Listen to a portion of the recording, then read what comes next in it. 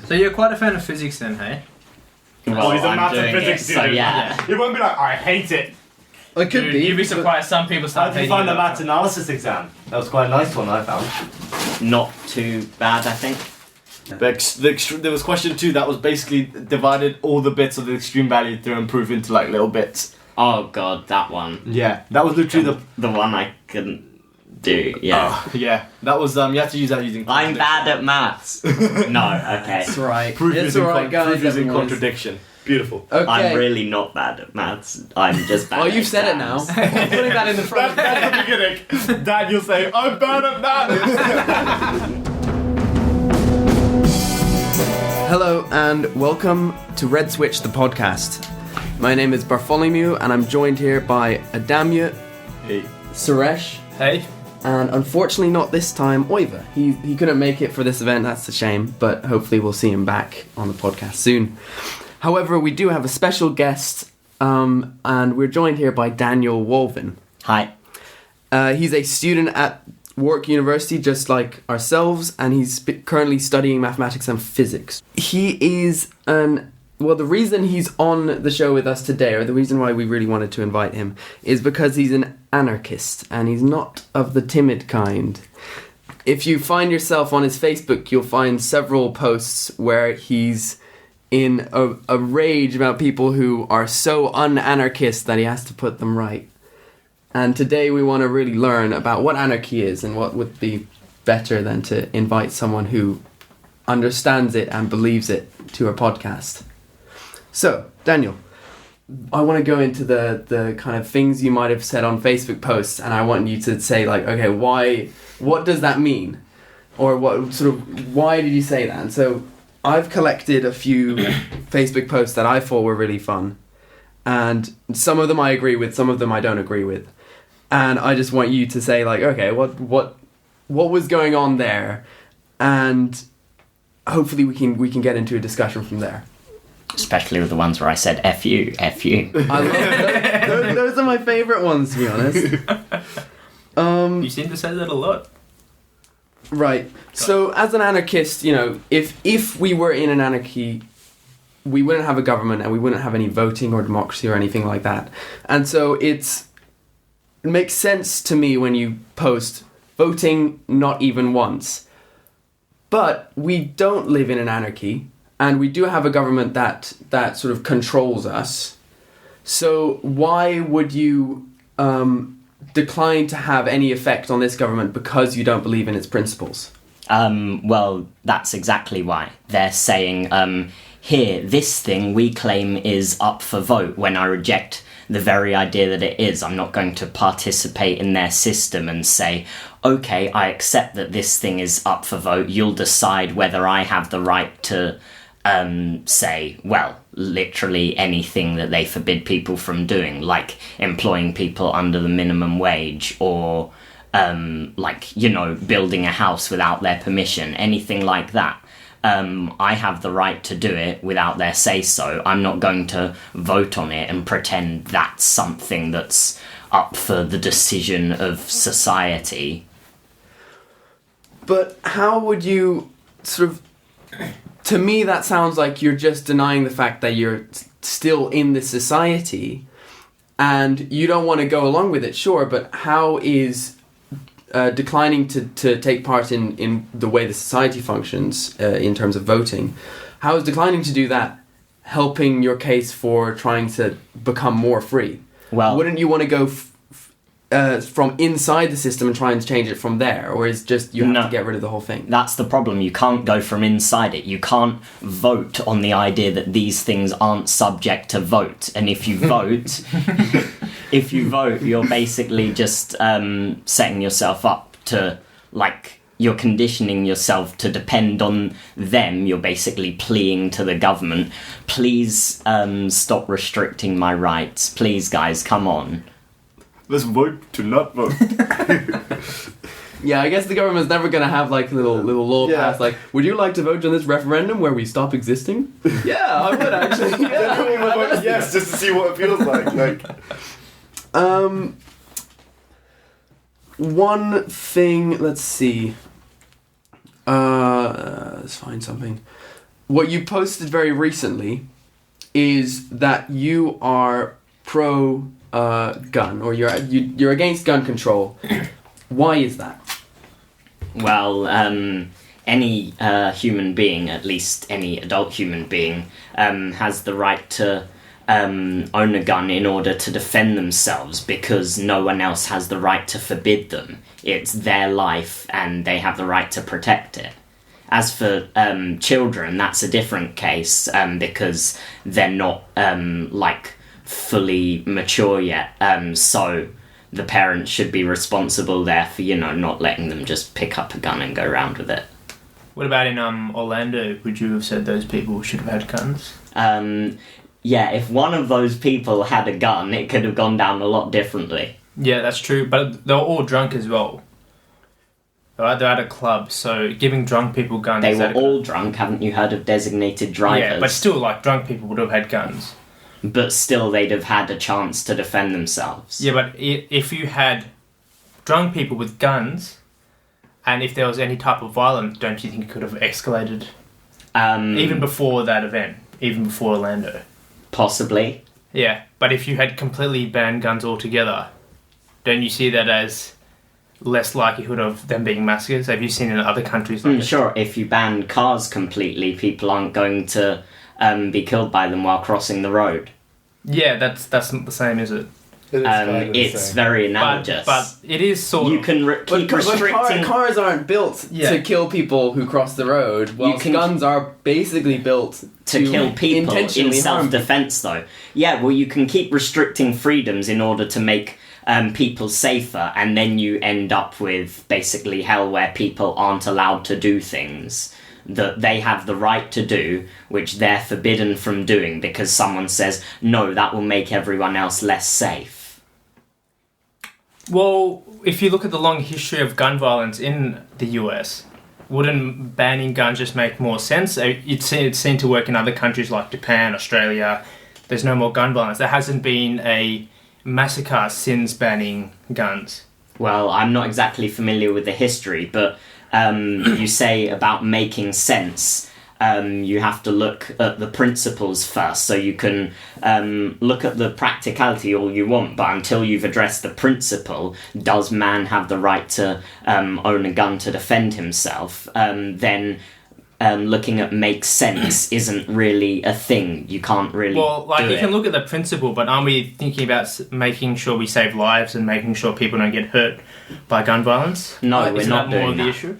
I choose So you've got two things at play. You've got principle or ideal. Yeah. So it would make sense. It would make everything consistent if guns are also not controlled and everyone can have guns. That's the ideal. That's the principle that we're working on. And then you have the practical and doing just sort of surveys and looking into sort of what statistically is happening, and you see that countries that promote guns or are don't have a as strong gun control as other countries, they also have more gun violence of all kinds. They have more suicides that use guns. They have everyone because there's a larger availability of guns and you can easily get hold of them. Mm-hmm. And so, in my eyes, you have an ideal that I definitely agree with, that you can't just sort of be free to do whatever you want and then suddenly you stop at guns and say, oh no, that's not allowed. But I wouldn't go from ideals. I would start from the practical and say, exactly. this is what's happening in the world, and so then you should be like, okay, maybe we should change our ideals to fit what I agree with your ideals completely, that people should be free to do what they want, but when it comes to guns, it's more about saving lives than it is knives? People have to walk around with knives. When you it say comes to a it's point more where about saving lives, what you mean is you're saying there's a higher principle. It's not that there's a principle, but it's not really a principle. It's it's an idea and you can throw it away. That's not how principles work. You've got to sort of look at how it benefits society together, right? If you didn't disagree with that. No, but if you didn't have cars, that's not very beneficial because it's very hard to transport yourself without cars, isn't it?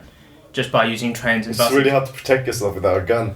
But that's not the basic principle at work here. I would say, what's a benefit to society? That's not the basic principle. The basic principle is individual rights. And individual rights... Oh, I'll let you talk, sorry. No, go on. Are individual rights as important as saving lives of the many? That's not a principle, saving the lives of the many. That doesn't really mean anything. What does is, does man have this right or does he not? And anything which doesn't involve him initiating force against others, he does have the right to do. Owning a gun in itself does not imply initiating force against others.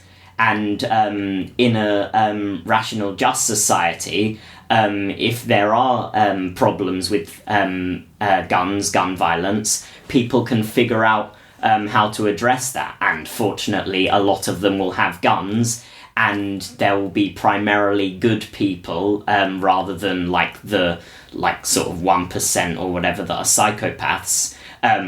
If you had, say, 50% psychopaths, I'm not sure any society could survive for long. But if there's just some minority, then good, rational people can figure out ways to deal with that, and they want to work together to figure out ways to deal with that, working together on a voluntary basis, not forced to by the government in some kind of, collective whole, which isn't really a thing. They work together and they figure out ways to solve these things, treating them as problems to be solved rather than as issues to be dealt with just by removing everyone's freedoms, which is the basic idea of government when there appears to be a conflict. Just get rid of freedom until things start working by their idea of what works. Okay. Then I want to diverge from the gun control conversation for just a bit, because you said a lot of things that I recognize to be a lot of the founding principles behind sort of anarchy, or the sort of objectivism when you think about things from the perspective of the individual. The objectivists actually disagree with my politics, the capital O objectivists. Okay. But yeah, go on. But well then, first of all, because we're going to go and define this. I think now's the best time to go ahead and define it. What is anarchy, and how is what's the reasoning behind why anarchy might be the right way to go? Why is it a solution that is similar in value to, say, socialism or capitalism or sort of other systems? Well, anarchism is actually compatible with capitalism. It's not like some dichotomy. The basic idea of anarchism, or the main idea, is that government is illegitimate, government being some kind of body of men where it claims to have authority of others. It claims to have it rather than it's been delegated that authority. And so, how could a society function correctly if there wasn't a government? Which for me is quite a crazy idea. Well, to me that's like asking how could a human body function without a virus that's attacking it? Because that's all government can do in essence. It takes away individual rights, and it refuses to let individuals pursue their own values, instead collectivizing things. There's basically like a cannibal pot it throws everyone's values and everything into, and then decides what people are allowed to do, what they're allowed to pursue, as if to have some kind of order. But that's not how order works. That's not how life works. If you have that, you have individuals, the things that actually live, not being properly allowed to live. Would we be able to have would we be able to progress technologically and scientifically as much as we have if we didn't have centralized government and institutions that were funded by people's taxes that were collected? Would we be able to have the progress and all of that achievement if we didn't have someone enforcing some kind of sort of lowest common denominator that we all have to live by?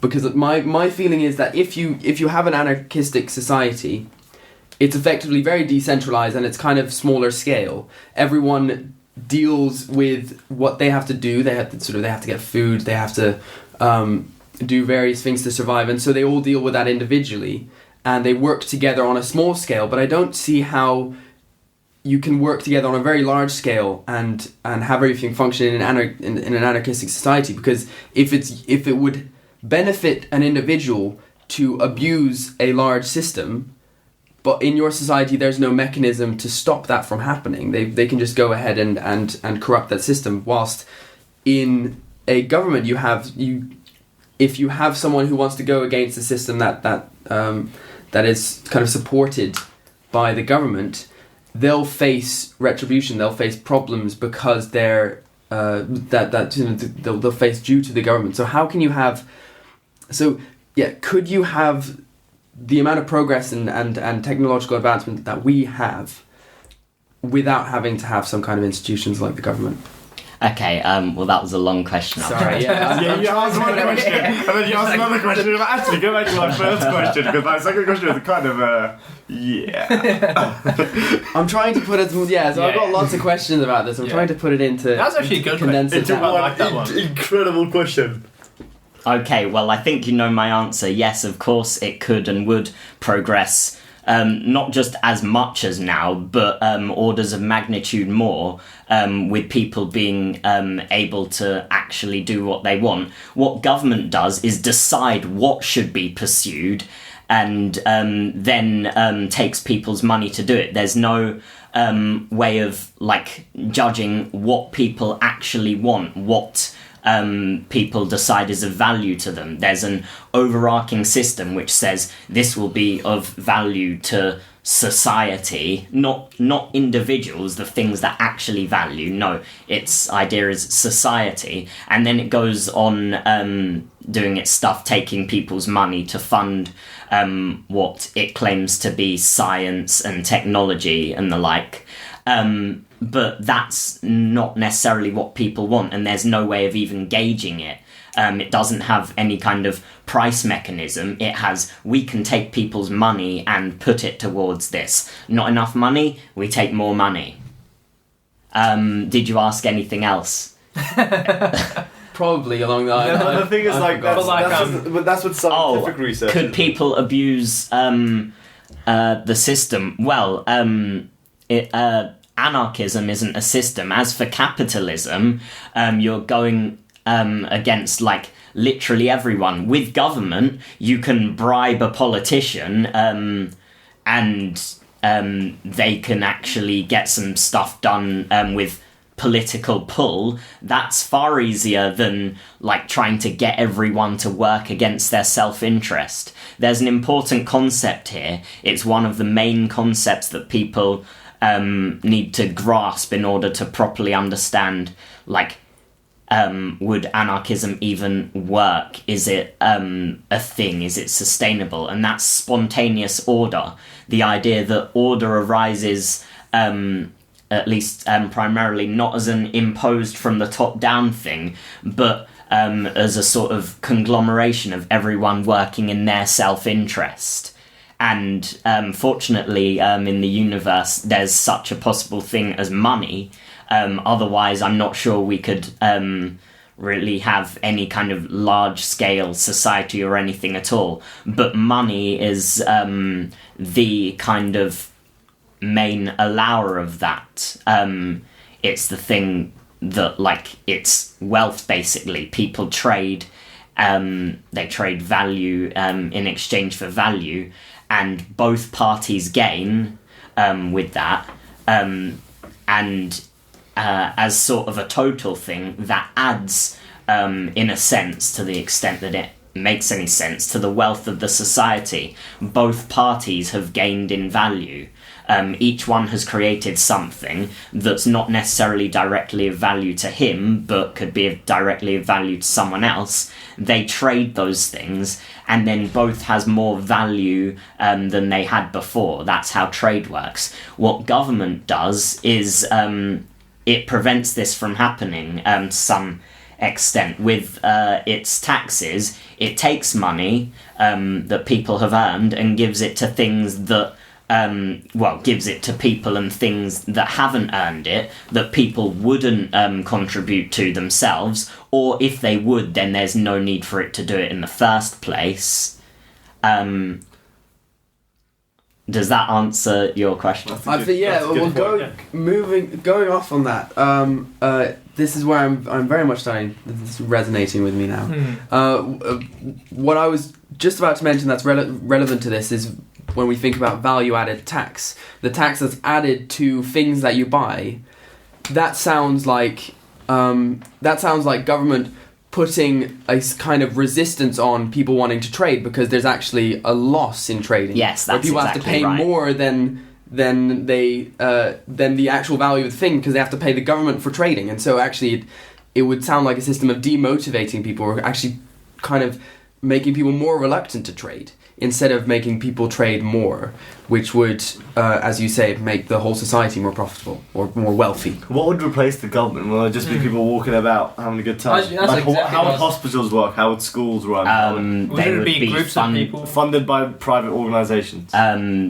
Individuals, private organisations, whoever would want to fund hospitals because it's in their benefit, for example, because they actually make a profit, or possibly because they can afford to and they care about people for some I think it would work. I don't think that will be the primary way of hospitals being funded. I think there will primarily be a business, but that's a detail rather than any kind of primary principle here. The primary principle is that hospitals are a produced good. They don't exist in nature. Man had to produce them, and anyone who produces a value, should that be taken from him by others, that should only be on his terms, which means he gains value from it. Value doesn't always mean profit, although on any large scale, either there has to be the wealth to support this thing in the first place if it's not making its own profit, or it has to be for profit. So the primary principle is value for value. Right. Do you feel that would have a military in an anarchistic society? I don't know to what extent organisations would exist that have the functions of a military. I like the idea of there's this quote. It goes something like. If someone tried to invade mainland America, there'd be a rifle behind every blade of grass. I very much like the idea of men being armed and ready to defend themselves at a moment's notice against any kind of invader or domestic threat. Yep, so say if someone who had a government that had a force that was prepared to invade an anarchistic society, do you think they would hold up and be able to hold their own against a government? It depends on the context. If it's some tiny anarchist society and it's some... definitely not, yeah. And some huge government with huge military power, then they would probably be destroyed. If it's 5 people or something. If that's not an anarchistic society, then there's just one person bossing everyone else around. That's basically what it means. My household. And we've actually seen cases with small groups of people, and the government decides for whatever reason that they shouldn't be allowed to continue as they are. Exactly. And they get wiped out, this community of 100 or so. It sounds like a great idea, but I see other societies interfering with it. That's why I think everyone will have to kind of come along with it. That's why the one thing that I like about the concept of it is that you have you start on the individual level, and then wanting to band together and team up and work together is a consequence of thinking rationally about, what would benefit me most. What would actually benefit me most to make sure that everyone else is winning, to make sure that everyone else is doing well, and everyone else is safe. So if you have a large anarchistic society that are under attack or whatever, it benefits you not to run away as an individual and lose out on all the people you were trading with, but to band together and put in some money with everyone to try and to try and make sure that your society doesn't sort of get wiped out. So teamwork is a consequence of thinking rationally, like, actually, it will benefit me to work When with does this like, person. but that's like I really I'm like guessing that if idea. you- Instead of enforced teamwork, where the government's saying, like, okay, guys, you have to work together, you have to produce this, that person has to produce that, you guys have to trade. But surely there'll be like a point where there'll be like a tipping point where everyone's working together, and then someone decides like, oh, maybe we should like decide who like organizes these working together. Like that's how did democracy come about, really? But then if everyone agrees to that, that's not any kind of democracy or government. That's individuals voluntarily agreeing to something. Yeah, kind if of you like a disagree, you can business just fuck off. You can organisation. go to a different society.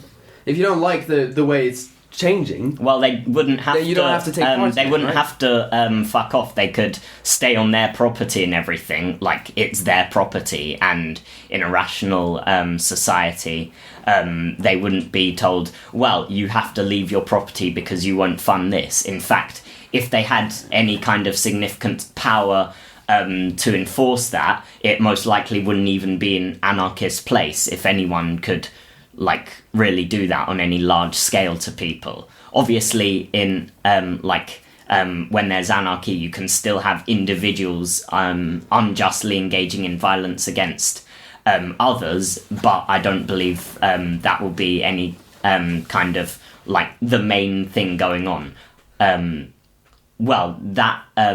That is about the sustainability of anarchy, which is related but distinct from the morality of it. The original thing you were saying about talking about was teamwork. I agree in part, but also, say there's an invader, it doesn't have to be that like everyone is at arms with them. An invader doesn't necessarily send like their entire society or something, because if they get wiped out, then they're done. But like the people who are most dedicated to it and want to defend their country, or whatever the word even would be, they would be the ones primarily fighting, going out and fighting, and possibly dying because they want to protect that thing. It doesn't have to be everyone necessarily. yeah. There's actually a good argument for where people usually are. So this is completely off topic a little bit, but Go for it. if you've ever been in a debate with someone who's like highly religious, from like say Christianity or any other religion, they'll say, "Where do you get your morals from?" Just Where do you get your morals from? This is sort of where Christianity. you do get your morals from. Killing someone is not beneficial to you, usually. Murdering murder. isn't beneficial. Yeah, Murdering it's being not the a- killing of an innocent. Yeah, exactly. It's not a beneficial act, is it? You won't just go around. If you do have complete freedom of yourself to do whatever you want without any consequences, killing someone isn't a beneficial trait to have. Just killing people that you could trade with or like have interaction with. You know why? The problem with the religious idea is without God, they think, oh, without God, how do you have morality? My life, and that there are real consequences, and that my life is important to me. I actually value it and choose to live. Yeah, exactly right. Yeah. So you derive your morality or sort of your moral values from the fact that you care about your life and whether you're going to sort of do good or happy, sort of the things that you care about, you want them, you think about the actions you might take, and if they will negatively affect your life, then they're probably not good actions to take. Is that the idea? It's not just probably, it's more like the basis of it is like self-interest. If I can determine that something will necessarily benefit my life as a whole, like including all of my values and hierarchically weighting them, like some values are more important than others. If I can judge that some action will necessarily do that, and more so than any other action, then it's good for me to do, and not just good, but the best thing for me to do. And it's the same thing with if I know that some action will necessarily be detrimental to my life, then I know that I should not take it. And the role of principles is at least in part, to say, well, this like whole slew of possible actions, that's no good. It violates this principle. It's necessarily not in my self-interest to do this, so I shouldn't do it. Yeah, completely I agree. prefer that over, you shouldn't do that because God doesn't like it. No, with religion, you can't really, I've said this before, like, we can argue all we want, no one can ever get rid of, you can't get rid of religion. It's impossible. You'll have to kill pretty much everyone apart from the very select few. Because there's only one person that actually tried to wipe religion, and that was Buddha himself, who actually argued against God and said we shouldn't believe in God, we should just do, what's best interest for you and everything else, like those kind of things. And when he died, they made a statue of him, started praying him, because they said he was the messenger of God, he was the real divine sort of like, and the thing is, if let's say you do impose this sort of thing where you argue against all these religions, even though they can't be logically argued against, let's be honest, you can't really logically go to someone and say, oh, this is why, because they always have this sort of own faith and belief that no, this is what I believe in. Yes, faith blocks them against reason. Yeah, and you can't who cares about reason? It is, but that's the problem, because a lot of people, they believe in that, so I don't think you can argue against. But as you get more educated, I feel like people should sort of look towards logic than faith.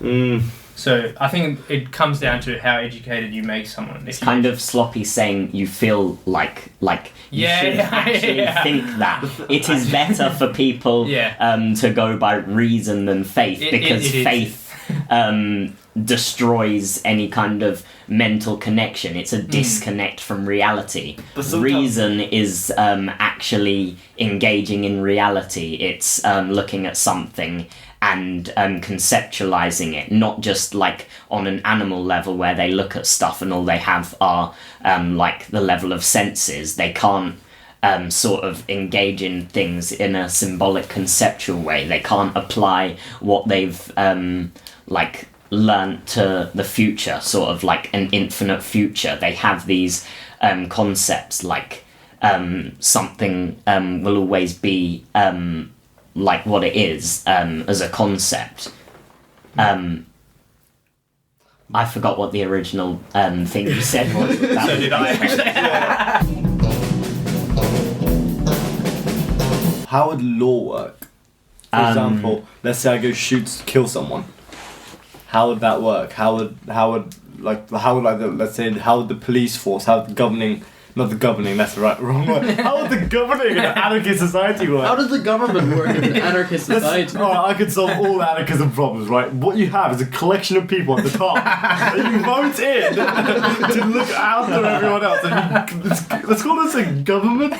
Yeah, but how would the police force, for example, I go kill someone? How would that work? How would they find me? Otherwise, well, for one thing, it's not primarily anyone's business. If they choose to make it that, then it may be so, but the key issue here is that in anarchy, they can't just claim that they're doing it on the authority of anyone else. They can't credibly claim that. It's on their authority. So if you kill someone unjustly and someone considers you to a threat to their life or to the civilization around them, then they may, as an individual, or possibly getting other people involved on their own authorities as well, they may decide to pursue you, find out whether you're properly, whether you're guilty. How'd they find out? Let's say I'm like one of those murderers that just kills people and doesn't tell anyone.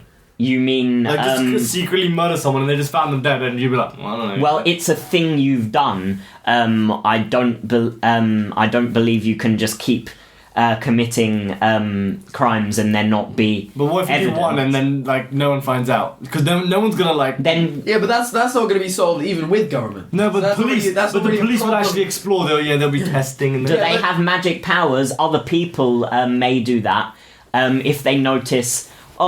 People get killed sometimes, people disappear, we have no explanation for that. Why is that? Perhaps they are being murdered. perhaps there's some reason to investigate that. Police don't have magical powers that just, we can Yeah, but there's steal some people.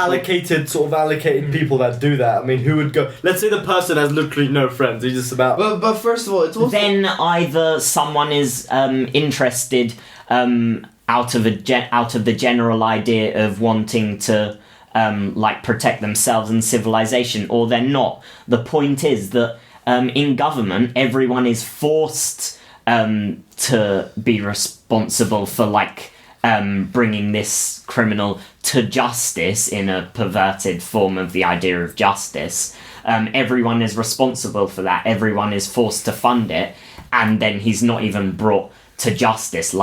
He's put in jail or something at everyone's expense. People are made to cover that. There won't be with anything taxation. like prison. Like what? Let's say I do something like steal something off someone. How would that work? get thrown out. There's not Thrown just... out of the society.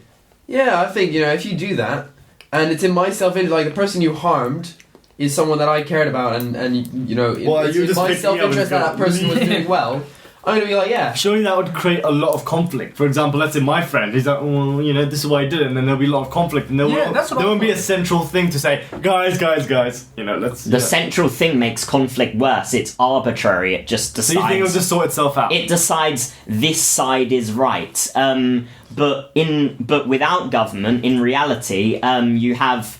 a side is right and a side is wrong, or both sides are wrong to some extent, and reality works in favour of those who apprehend reality, those who aren't deliberately unjust. I don't know, and this is part of the point of anarchism, I don't know and you don't know, can't know how everything would work out, like how criminals would be prevented from bringing society down.